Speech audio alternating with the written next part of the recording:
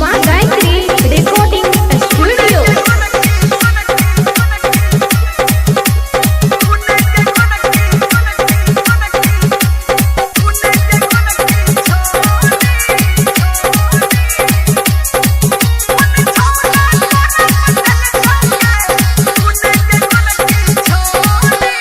कजरा तोहर घसाल बुझाई छौ, होठ के लाली मुर झाल बुझाई छौ। कजरा तोहर घसाल बुझाई छौ, होठ के लाली मुर झाल बुझाई छौ। ओढ़नी कोना लटेल कहोगे सुन गे गोरकी छोरी, सुन गे गोरकी छोरी। कोन छौरा तोरा पटेल कहोगे सुन गे गोरकी छोरी। कोन छौरा तोरा पटेल कहोगे सुन गे गोरकी छोरी। कजरा तोहर घसाल बुझाई छौ, होठ के लाली मुर झाल बुझाई छौ। कजरा तोहर घसाल बुझाई छौ, होठ के लाली मुर झाल बुझाई छौ। ओढ़नी कोना लटेल कहोगे सुन गे गोरकी छोरी, सुन गे गोरकी छोरी। कोन छौरा तोरा पटेल कहोगे सुन गे गोरकी छोरी। कोन छौरा तोरा पटेल कहोगे सुन गे गोरकी छोरी।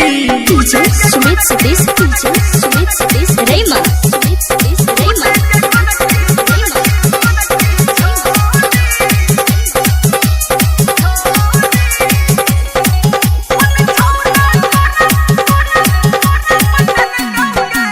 बनल ठानल तोहर रहो रूप पे खूबे निखार गे। हाँ जादू टोना कोना भेलो केकरा संग भेलो प्यार गे।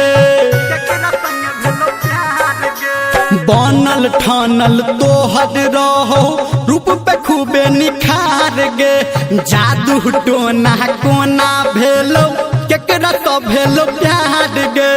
आँख तोहर घसाल बुझाई छौ, ऊपर झापर देखाल बुझाई छौ।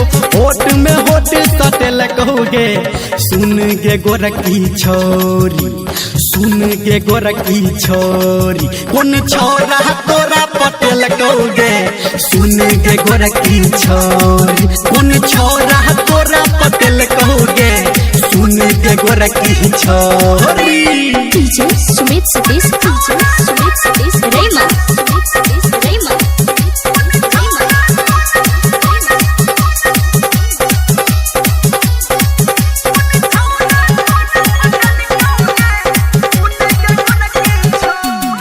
हाँ आगा पीछा तो हद के लो हमरा सब दिन डटलेंगे। हमारा छोड़ के सब छोरा में छोड़ी तू बटलागे। आगा पीछा तो हद के लो सब दिन हमारा डटलागे।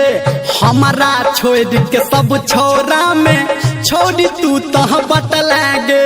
धर्मेंद्र निरमलिया कहो, संजय गौतम तोरा कहो, तोरा के है लटेल कहोगे सुन गे गोरकी छोरी, सुन गे गोरकी छोरी। कोन छौरा तोरा पटेल कहोगे सुन गे गोरकी छोरी। कोन छौरा तोरा पटेल कहोगे सुन गे गोरकी छोरी।